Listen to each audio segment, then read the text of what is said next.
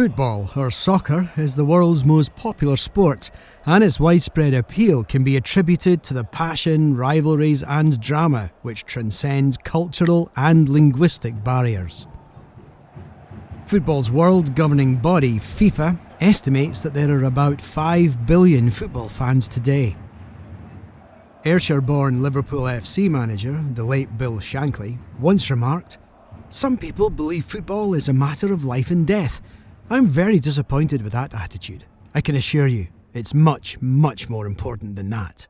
Whilst Scots like Bill Shankly and the former Manchester United manager Sir Alex Ferguson have undoubtedly had a huge impact on English football, England is usually credited for inventing the modern game played today, starting with the founding of the English Football Association in 1863. The fact that the Scottish FA was not founded until 1873, 10 years after England, seems to support that assertion. But instead of football coming home, founder of the Scottish Football Museum, English-born Ged O'Brien, argues that the modern game was invented in Scotland, and that fitba should definitely be Comin Hame. Comin Hame to Scotland. Whilst 99% of the world's population think that football was invented in England, the beautiful game was invented by the Scots, and many of Glasgow's residents were already playing football on Glasgow Green as early as the 1500s. How do we know that? The game was encouraged by Glasgow's magistrates at the time as it was regarded as an innocent recreation, and the Borough Minutes from 1575 record the price of a football at twopence. The footballs were made at Cordner's Leatherworks in the city. What's more, the first black Scottish international player, Andrew Watson, who played for Queen's Park FC, made his first appearance on the football field some 10 years before Arthur Wharton, who is often cited as the first black footballer in Britain.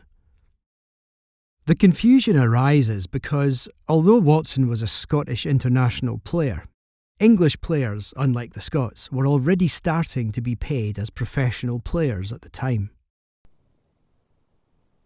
The very first recognised international between Scotland and England took place at the West of Scotland Cricket Ground in Glasgow on St Andrew's Day 1872, less than 2 years after the first rugby internationals had been played between the two countries. Prior to this, there had been several unofficial games between England and Scotland at the behest of the English Football Association, and such was their enthusiasm for these fixtures. They arranged the venue, the officials, the selection of the English side, and incredibly the selection of the Scottish side too, drawing the Scottish team players from in and around London who had Scottish connections. For the St Andrew's Day match in 1872, the Scotland players were all selected from Queen's Park, the leading Scottish club of its day. With football definitely being played in Glasgow in the 1500s, it's little wonder that secondary school teacher Ged has set about to challenge the widely accepted narrative that the modern game of football was created in the English public school system in the 1800s. He's put forward a strong case that it is Scotland that is responsible for the modern game of football and its development. Most people don't realise that Scotland invented modern world football. Mistakenly, they read history books which tell you how the public schools in England invented the game.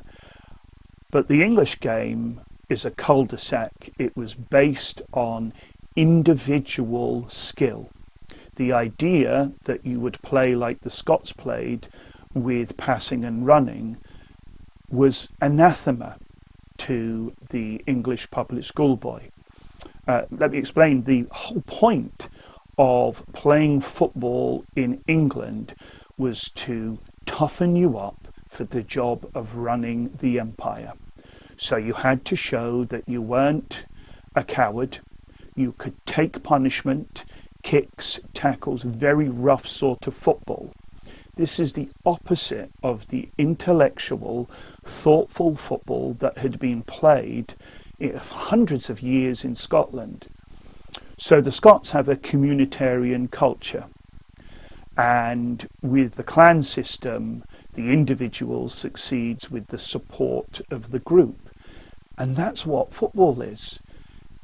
When the first international football game actually started in 1872, the West of Scotland cricket ground, it must have been a terrible shock for the English players to find that the Scots were playing a game which to them was utterly unrecognisable. It is, of course, the modern international game that we all play. This clever passing play style developed by the Scots resulted in England being comprehensively thrashed at international level between 1878 and 1882. But, nevertheless, Scotland's version of the game is the one we know today and is the accepted form of football, which is governed by all national and international football associations, says Ged O'Brien. The world's first football international in Glasgow in 1872 perfectly showed how Scotland and England were playing two entirely different types of football. I mean, you imagine the game kicks off and a Scot gets the ball. So an English player, all average a stone and a half heavier than the Scots, runs up to do what you normally do, which is boot the guy up in the air. The English player will have got to the Scot, who will have kicked the ball away to somebody else, and it was deliberate.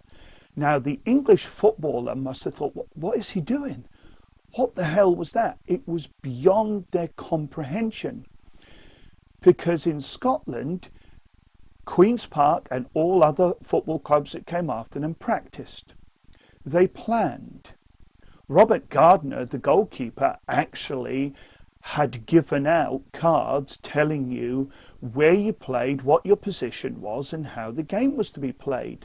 This was extraordinary to a group of men from the home counties who got the ball, dribbled like a primary school lunatic, and booted the ball forward, and then ran after it. And they must have gone back to their clubs to explain the Scots are doing this really strange thing where they move up and down the pitch in unison. And what we didn't realise at the time, but we know now, that was the international birth of the Scotch professor. This style of football was developed by players like Andrew Watson and Charles Campbell, who were regarded as Scotland's greatest players. They, and other Scottish players at the time, are referred to as the Professors, because they were recruited by English clubs eager to replicate their playing style. Of course, a lot of people will go, but England play passing and running, don't they? And the answer is yes, they do, because they learnt it off the Scots in two ways. 1882, yet again, England are utterly destroyed 5-1 at the first Hampden, and players like Campbell and Watson playing the Scotch professor roles continue to heap embarrassment on England to a point where in the summer of 1882, Nicholas Lane Jackson, Pa Jackson of the English FA, decides he has to set up a team which he will call the Corinthians. They have two roles in life: to fight professionalism, get the best amateur players in England and put them into the England team, and also to learn how to play this newfangled passing and running Scottish combination game.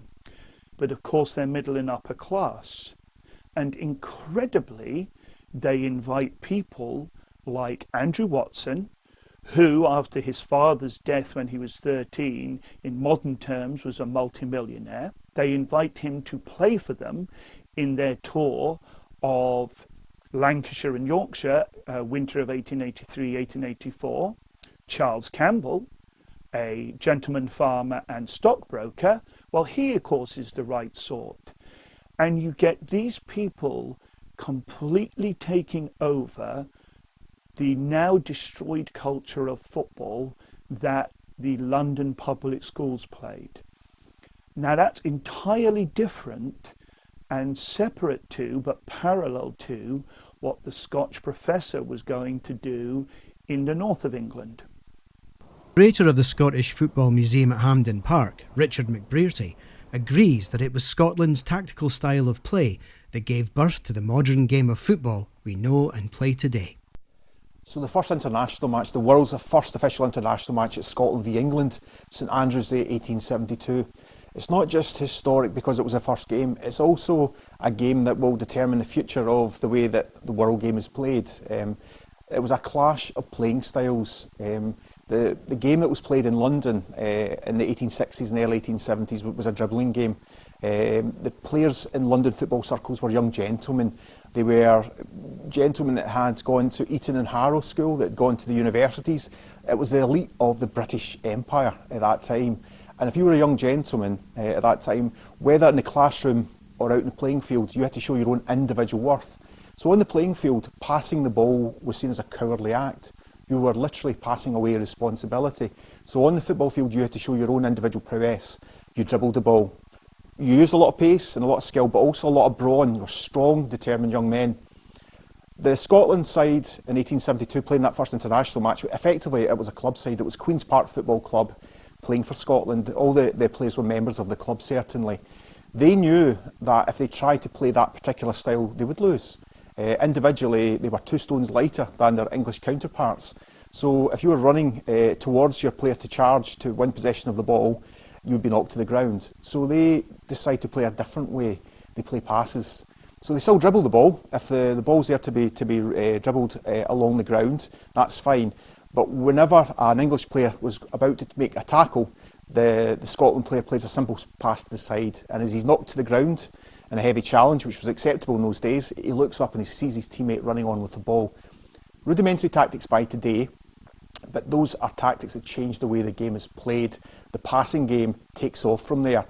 And in the back of that match, 1872, 2 young gentlemen really start to appear at Queen's Park Football Club. Charles Campbell and Andrew Watson, 2 of the most influential players of the 19th century, without a doubt. They are young gentlemen.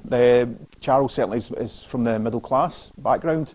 Andrew Watson himself is from a wealthy background. His father was a sugar planter in British Guiana. So they find themselves at Queen's Park Football Club in the south side of Glasgow, playing this innovative passing game that's about to transform the way that football is played. And so they're there at the right time, but they are such talented stars of the game that they actually take the game further. They improve the passing game. And you just look at the results from a Scottish-English perspective in international matches.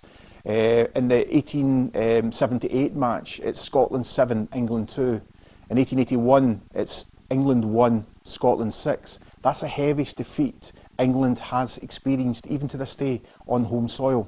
The following year, 1882, it's Scotland 5, England 1.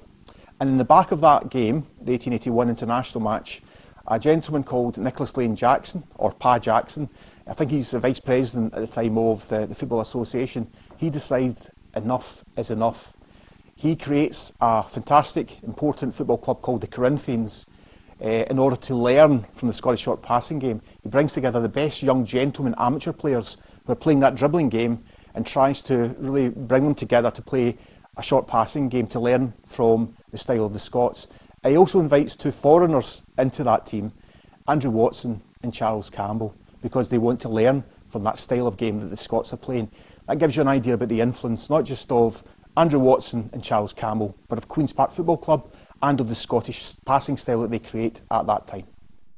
Charles Campbell is considered one of the grand architects of the Scottish game. A star player at Queen's Park and Scottish captain, Campbell went on to be president of both Queen's Park FC and the Scottish Football Association. In many ways, Charles Campbell, stockbroker, gentleman farmer in Ireland, is as influential as Andrew Watson was, because of course Campbell was one of the players for Queen's Park when they were the most influential football team on earth. He actually took a team over to Belfast to play another friendly team, Caledonians, and introduced Ireland to the concept of the Scotch professor and, of course, the Scottish Football Association rules, because most people are unaware that Scotland had a crucially different set of rules to England based around a two-person offside versus England playing a three-person offside. Of course, Charles Campbell is not only interesting as a Scotch professor, he is also pivotal as a bureaucrat, because boringly, football only succeeds because people are willing to be the ones who sit in committees and decide cup competitions and pick international teams. So once his day was done, he became president of Queen's Park. He became president of the SFA at a time when the SFA represented the most important footballing nation in the world. And in fact, when he was president at the end of the 1880s, he was also the referee for the 1888-89 Scottish Cup final, which saw the new team Celtic appearing on the scene. And we mustn't underestimate and understate the importance of these people. William McGregor from Braco in Perthshire, as a draper, moved to set up shop quite literally in Aston, and hooked himself up with Aston Villa. And it was he who turned a bunch of lads into one of the most potent English football teams in England. He founded the Scottish Football League, and he would always say that everything he ever learnt about football, he learnt from Queen's Park. So people like McGregor, people like Alexander Watson Hutton running the Argentine FA, these people, their influence in many ways is more important than somebody who happened to be a brilliant Scotch professor. Andrew Watson is one of Scottish football's beacons of pride. In 1882, he graced the first Hampden ground in the dazzling 5-goal win for Scotland and went on to captain the Scottish side. Watson proved that it is the ability of a man, not the colour of his skin, that is the sole defining characteristic for sporting genius.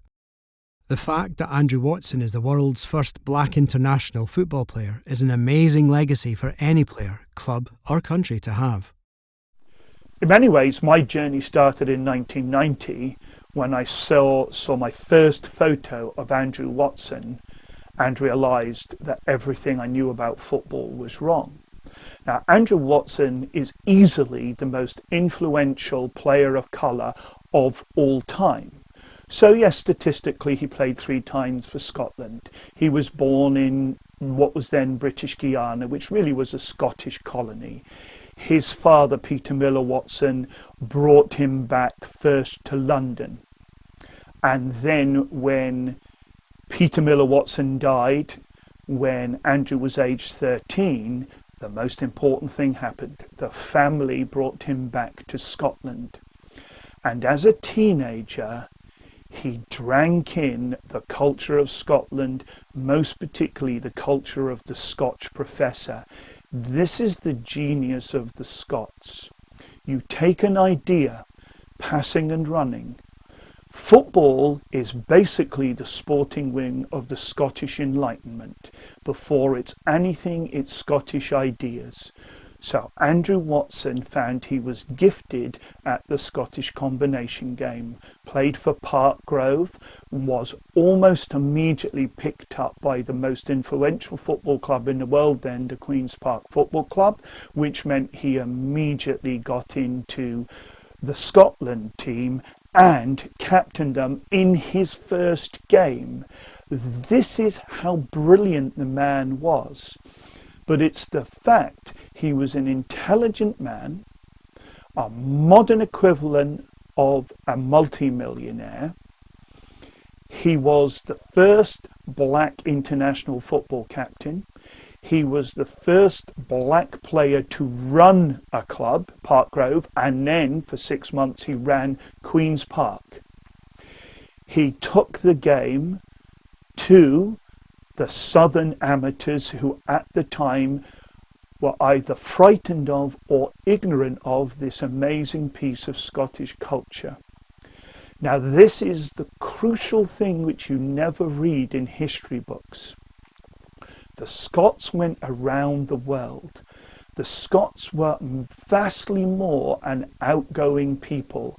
Wherever they went, Alexander Watson Hutton, teacher, sets up a school in Buenos Aires, teaches the Spanish-speaking Criollos how to play the passing and running game, and he passes on the idea that really comes out of the clans. The one gifted person succeeds with the work of the group, and that is the game that's seen everywhere around the world. So no matter where you are, no matter what country you're in, if you're looking at a football game, you are looking at the ghosts of the Scotch professors smiling down on 11 Chinese players, and they're playing the game of the clans from 500 years ago. I mean, Watson and Campbell were playing in the South with their public school friends because they were the social equivalent of the men who played for Old Etonians, Wanderers, and that was fine.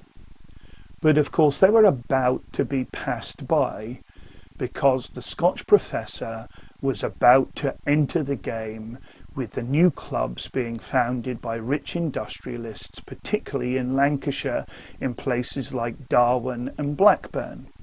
And one of the first professionals was a Partick FC stonemason by the name of Fergie Souter, and him and his friend Jimmy Love moved to Darwen in allegedly amateur days. And it's laughable because you're not moving to Darwen in East Lancashire because you really like the area. He had to have been paid, and it's more ludicrous because he was asked by people, you don't appear to be working as a stonemason, so how are you getting paid playing as an amateur? And his excuse was ludicrous. He didn't realise that the stone in Lancashire was so hard. A stonemason who didn't realise that stone was hard. But this was typical of everywhere. You brought down Scotch professors and you paid them, and they sat with their feet up in the factory of the owner who ran the club. So they were the first of many. And Burnley once said that we played a season with no Scotch professors and no one came to see us. And they had to go north and steal as many Scotch professors and pay them. And that, of course, led to professionalism. And even better, it led to Andrew Watson possibly being the first professional footballer who was black. So he's the first black international football player, football captain, the first coach, which really means manager. And he was asked when he was living in Liverpool to play for Bootle, who were the big team along with Everton in the late 1880s. And he turned out, when he was studying, to be a marine engineer with them. And he was accused of being a professional. Now, the English FA came up from London to do an investigation. And the issue went away. And I'm certain that his friends who ran the English FA and who he had played with made the problem go away because their friend Andrew was not going to be embarrassed by an investigation. Other people were thrown out. Preston North End had Scotch professors. They were thrown out of the English FA Cup. And their owner, Major Soodale, basically said, yeah, we've got Scotch professors, and there's 34 clubs who are going to leave the English FA, and we'll set up the British FA because we're paying our players. Another thing entirely down to the rise of the Scotch professor. No Scotch professor, no party. But this was not the only football first for Scotland. Aside from inventing the modern game, Scotland also had the world's first purpose-built international football ground, the original Hampden Park, now the site of the present-day Hampden Bowling Club in Cross Hill, on Glasgow's south side. There's another thing going on besides the introduction of the Scotch professor into history. Queen's Park, who were responsible for setting the game up, realised they can't keep asking their pals at West of Scotland to could they borrow the ground. And so they basically put in train the invention of the world's first purpose-built football ground, the first Hampden. It lasted from 1873 to 1883, but it became the international ground on the south side. It became the domestic cup final ground for the Scottish Cup. And it's the ground where they developed the idea that you had spectators. Isn't this a really strange thing? People who are mad keen on football, they don't want to play it, but they're happy to pay to watch other people who are better than them playing it. It's a totally unique concept. And you need a ground. You need a fence so that people can't skip in. And this is the start of the modern football architectural scene. Because from that small little ground, by what is now Cross Hill Railway Station, every single football ground on earth can trace their lineage back to the last field in Pathhead Farm in 1873 being turned into a place where people could enjoy international football. Built in 1873, the first Hampden witnessed some of Scotland's greatest victories. Remarkably, the original pavilion is still intact and has a mural by artist Ashley Rawson depicting Scotland's 5-1 victory over England in March 1882 on its rear wall. The mural is seen by more than 200,000 commuters a week, travelling on the Cathcart District Railway line which passes it. It depicts Andrew Watson and Charles Campbell, who both played in the 1882 game. It was here that Scotland played 6 times undefeated, beating England 7-2, 5-4 and 5-1. The other 3 games were against Wales, and again Scotland won against the visitors with impressive scores of 9-0, 5-4 and 5-1. It's thought there were 10,000 people watching the 1882 match against England, with a further 5,000 watching from the slopes in front of Hampden Terrace, where the second Hampden Park would be built a year later. Both Campbell and Watson also featured in the 1881 match held at the Kennington Oval in London, where Scotland defeated England 6-1 on their own turf, tearing apart the English defence in the process. There's no doubt, however, that the roots of the beautiful game are firmly planted in Glasgow's south side, not in England, as is so often widely claimed, especially by football fans south of the border. One of the things I've offered for the last 35 years is for people who are Anglo-centric pro-dodo ball to basically challenge me on these facts that I'm giving you. And when you look at the fact that the 1881 Scotland-England game at the Oval, the Andrew Watson inspired team put 6 past England. Apart from the 1873 game, which Scotland lost 4-2, which is an anomaly, why don't people go, Scotland are winning again and again and again. They're scoring 5, 6 and 7 goals against England. The evidence is so strong. Why are they not talking about this and challenging me? And there's your answer. Because they would have to go, these games, they're so one-sided. The Scots are playing a game which is not recognisable. And it's funny how The journalist at Bell's Life, who does a piece throughout the late 1870s, gets more and more irate as every game goes by. Why aren't England playing like the Scots? We are being humiliated every year.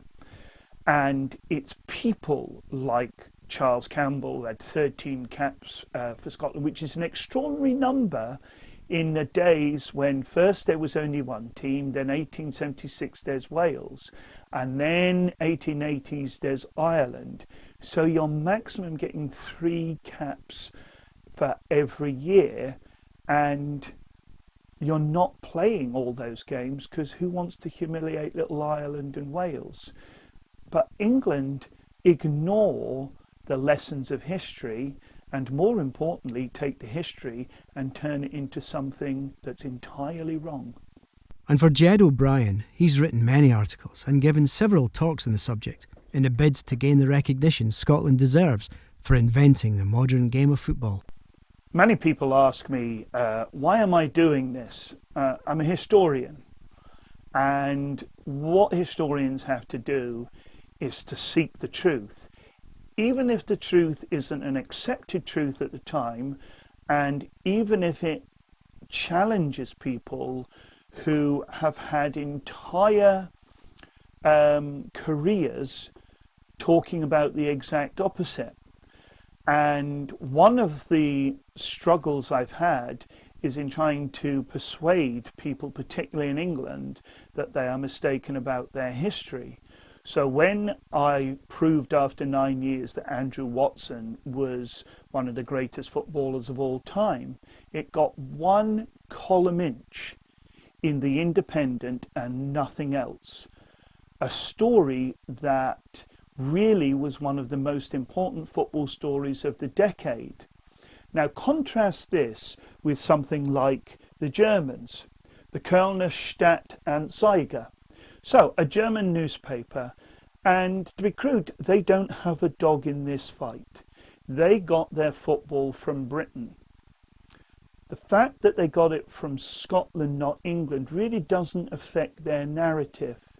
But they were totally happy to do a big piece for the Cologne readers on how I called the Scottish Cup the Mona Lisa, because it's the oldest continuously used national trophy in the world. In fact, it's the same one that Queen's Park picked up in 1874. It's extraordinary to think that on the first Hampden, in front of a few thousand people, that trophy was presented for the first time, and it will be presented every year at the 3rd current Hampden.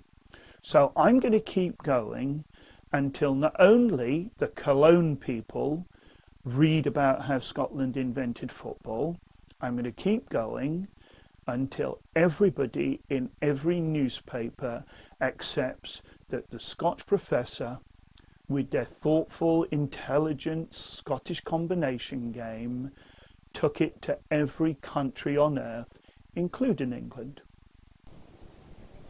The current Hampden Park Stadium now houses the Scottish Football Museum, which started life in 1994 as a small section of Glasgow's Transport Museum, then based at Kelvin Hall, before being relocated to Hampden Park in 2001. Explains Richard McBrearty. The museum houses many exhibits charting the development of football in Scotland, including the original Scottish Cup, the world's oldest national football trophy, and the Wembley Wizards Ball from the 1928 game when Scotland beat England 5-1. The match between Scotland and England in 1928 must go down as one of the greatest victories for the Scotland international team of the 20th century, because partly Scotland weren't really expected to win the match. It had been a great campaign, the British International Championships that year. So going into the final game, when Scotland played England at Wembley Stadium, the Scots were really kind of probably feeling, certainly in the media, that we might struggle in this particular game. And it's purported that the captain, Jimmy McMullen, Manchester City player, called together his Scotland teammates on the eve of the game, and he said to them, "Pray for rain." And the reason why he said that is that the Scottish players were quite small. Of the 5 forwards of that team, I think the tallest forward was 5'7", So, they weren't a tall side by any means. And why Jimmy McMullen wanted it to be raining quite heavily is that it made for a very greasy surface. And so he felt that the England players, the defenders, who would be much taller and heavier, would struggle in those conditions to keep up with the Scots. And luckily for Jimmy McMullen and luckily for Scotland, it rained in bucket loads that morning for the match.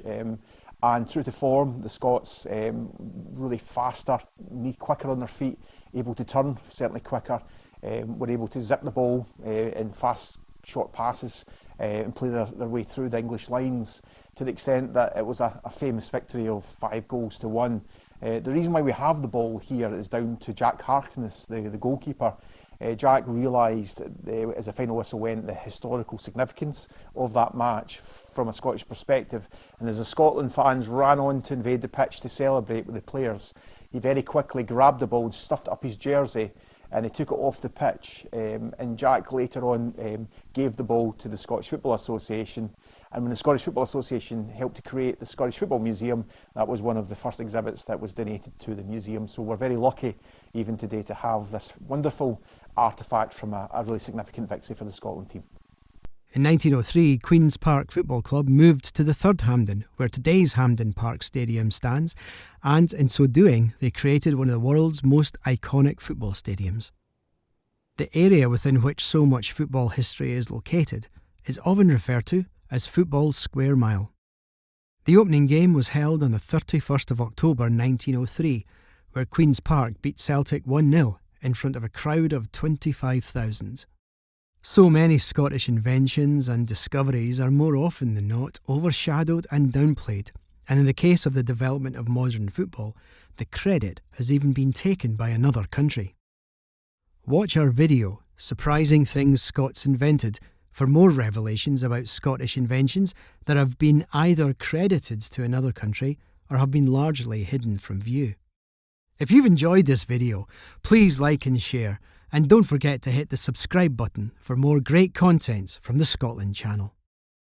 For more details about the channel and how you can support our mission to put Scotland centre stage, visit our website, thescotlandchannel.tv. For details about the Scottish Football Museum, visit their website, scottishfootballmuseum.org.uk.